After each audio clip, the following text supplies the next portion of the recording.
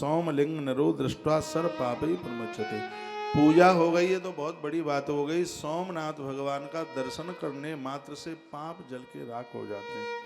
लब्धा फलम मनोविष्टम मृतः स्वर्ग समीयते। ऐसा नहीं है से बीमारी खत्म हो गए महामृत्युंजय मंत्र के प्रभाव से। जैसा आप संकल्प कर लेंगे वैसा ही पूरा हो जाएगा। सोमनाथ भगवान महामृत्युंजय मंत्र के जब से अति प्रसन्न होते हैं। सोमनाथ भगवान का दर्शन करने से कुष्ठ रोग दूर होते हैं। जिंदगी में कभी यह बीमारी नहीं हो सकती।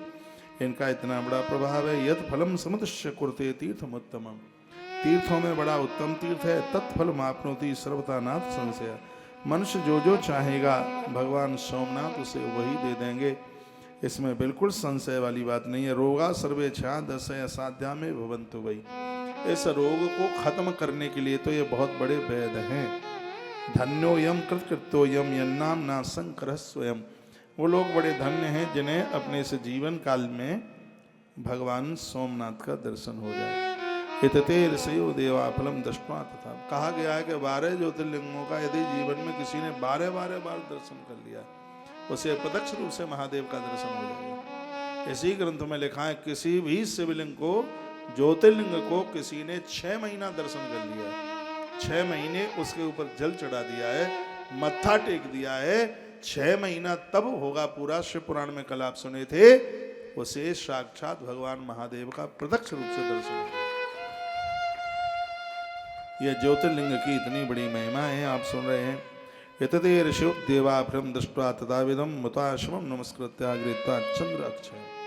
जिस सोमनाथ भगवान ने चंद्रमा के क्षय रोग को दूर किया वो सभी भक्तों के ऊपर ध्यान रखते हैं। परिक्रम चतुर्थम प्रसन्नतस्तस्य तेजयी। दर्शन के बाद में इसकी परिक्रमा लगाए। आपने देखा है जब गए होंगे जो लोग सोमनाथ का दर्शन करने के बाद में उसकी एक परिक्रमा का भी रास्ता, बाहर में खुली परिक्रमा है।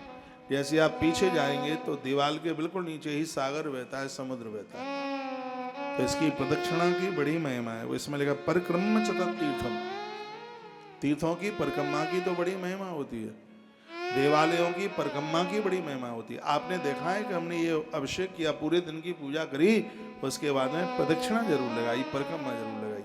परिक्रमा से क्या मिलता है? यानी कानी च पापानी जन्मांतर कीर्तन च। परिक्रमा लगाने से एक जन्म के नहीं अनेक जन्मों के पाप क्षय हो जाते हैं, खत्म हो जाते हैं। इसलिए परिक्रमा की बड़ी महिमा। आप मंदिरों में जाते हैं उसके एक प्रदक्षिणा, उसके एक परिक्रमा लगा के आई। जो लोग महाकाल में लाइन से दर्शन करते हैं तो उनकी एक परिक्रमा पूरी हो जाती है। अब वीआईपी में दर्शन करें वो बात अलग है। यदि वो लाइन से पंक्ति से दर्शन करते हैं तो उसका एक ऐसा सिस्टम बना है वो अपने आप ही पूरी प्रदक्षिणा हो जाती है, पूरी परिक्रमा उनकी हो जाती है।